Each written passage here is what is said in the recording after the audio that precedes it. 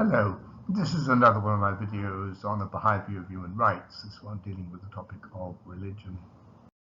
It comes from a paper I first presented at an international symposium on the conception of human rights held under the aegis of the International Sociological Association back in 1985.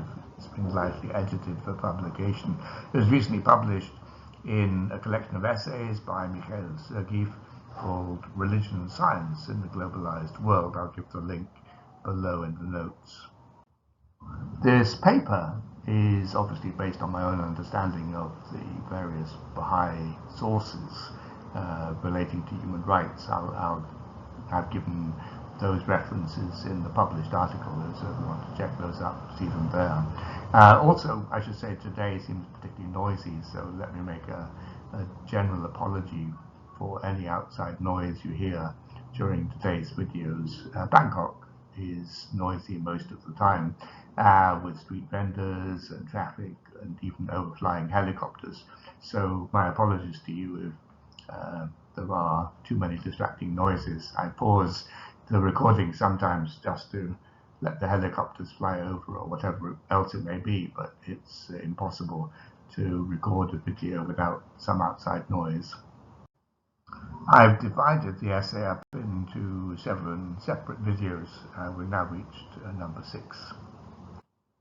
Under the heading of religion, I'm going to discuss 3 topics: religious tolerance and diversity, religious authority, and material and spiritual civilization. First, the social role of religion. In a framework in which human rights are regarded as God-given rights, the nature of the religious tradition itself is important. In this regard, the Baha'i conception of the social role of religion is somewhat distinctive.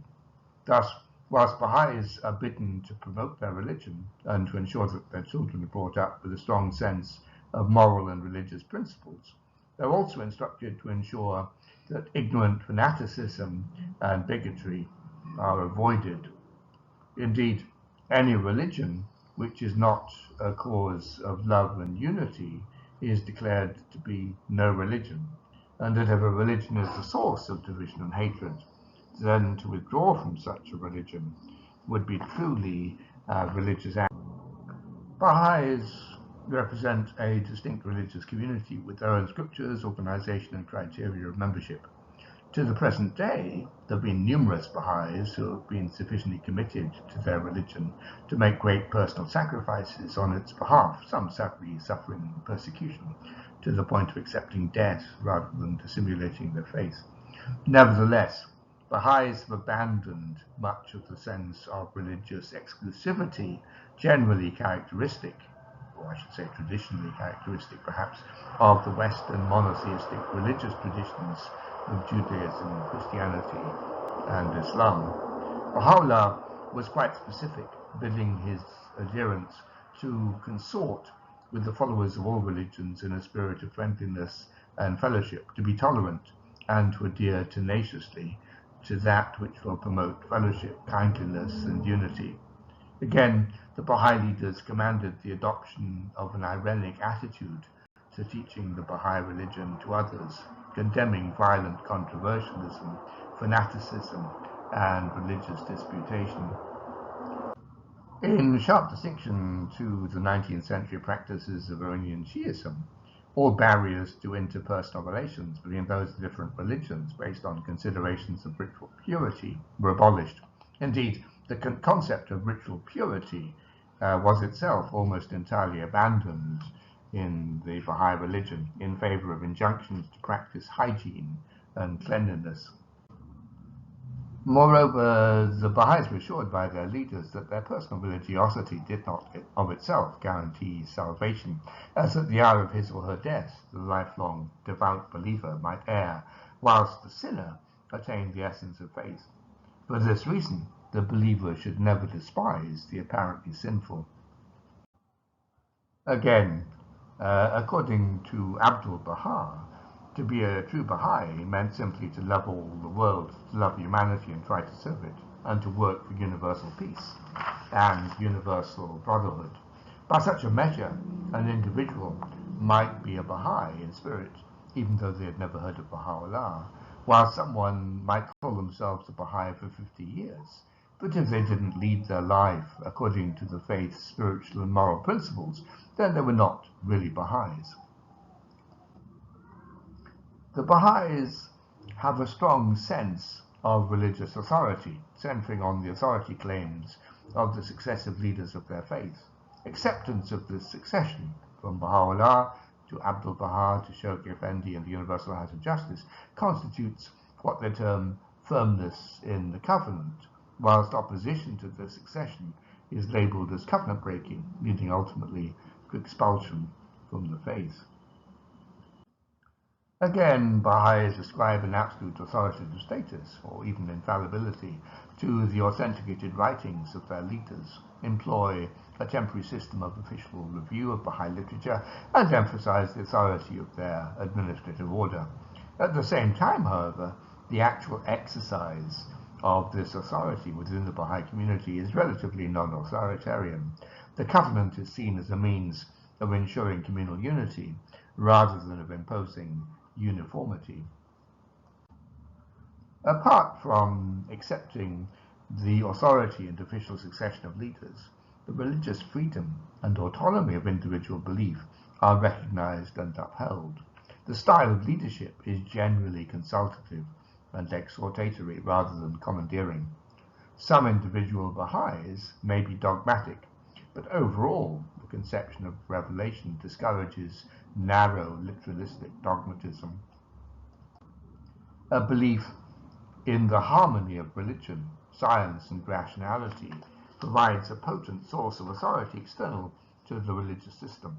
The relativity of all human knowledge is asserted, and the consequent right of individual doctrinal interpretation is recognized. The keynote of the cause is held to be humble fellowship and a spirit of frank and loving consultation. As to the Baha'i administrative order, it is declared to be rooted in the undoubted right of the individual to self-expression, his freedom to declare his conscience and set forth his views. Those who are elected to administrative office are warned of the dangers of over-administration, being exhorted not to institute an excessive number of procedural rules in their leadership of the community, and to avoid any tendency towards over-centralization. Baha'is believe that religion, when it is both tolerant and non-authoritarian, can play a vital role in the defense of basic rights and security, and in the future promotion of social justice, constituting both a powerful defense against social disorder and a potent means of advancing necessary social change. For Baha'u'llah, the true liberty that profited humanity was only to profound and complete servitude to God. The precepts laid down by God were the highest means for the maintenance of order in the world and the security of its peoples. The fear of God was the chief means for the protection of human society. Whilst the fear of worldly punishments might prevent wrongdoing, it had no necessary effect on the attitudes of the wrongdoer. By contrast, the fear of God impelled individuals to hold fast to that which is good and shun all evil. Thus, when the lamp of religion was obscured, chaos and confusion would ensue, and the lights of fairness and justice, of tranquility and peace, would cease to shine. Therefore, those who were concerned with preserving the stability of the country should have the profoundest regard for religion. The effects of the abandonment of religion were thought to be evidenced in the development of European civilization. For Abdul Baha, writing in 1875, the materialism of contemporary European civilization had produced what he termed a superficial culture, unsupported by a cultivated morality. Notwithstanding their vaunted civilization, the Europeans sank and drowned in this terrifying sea of passion and desire. Engaged in a senseless pursuit of conquest and its resultant arms race, the staggering costs of which were borne by their hapless masses, Europe represented only a nominal civilization, Similarly, Baha'u'llah pointed to the contrast between the claims of European civilization and the practice of anti-Semitism, and referred to the destructive impact of European expansionism on the peoples and cultures of the rest of the world. It was not European civilization as such that was at fault. The Baha'i leaders were not anti-European, and they praised many aspects of European civilization, advocating their adoption in the Middle East, but rather the dominance of the material over the spiritual aspects of its culture. If a thing is carried to excess, wrote Baha'u'llah, it will prove to be a source of evil. Later, Sergeev saw materialism as having become a dominant element in the culture of the entire world. The opposing political philosophies of both East and West were now to be commonly condemned for their crass materialism and their neglect of spiritual values and eternal verities.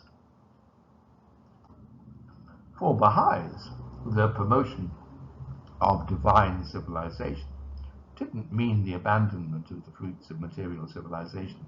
When infused with the correct moral and spiritual values, the material aspects of his civilization would assume a positive role in the future progress of humanity. When inspired by more spiritual objectives, human beings would find the courage and dedication to implement the imperatives of social justice and create a better society. Without such moral and spiritual values, material civilization was like a dead body devoid of life. To implement the demands of social justice required more than simply reconstructing human institutions, important though that was. In order to accomplish fundamental social change, attitudinal change was also necessary. When people really wanted change, then difficult objectives would become easy to attain. If people were not inspired by spiritual objectives, human selfishness would prevail and retard the achievement of genuine social change. So many thanks to you for listening, and many thanks in particular to my patrons whose kind support and encouragement enables me to make these videos. Please do like, comment and share on the videos if you want to support my channel. Subscribe if you want to be notified of future videos. I'll give a Patreon link below in case you want to provide practical support. Next week we'll finish off this set of videos talking about the family and about praxis. Have a good day.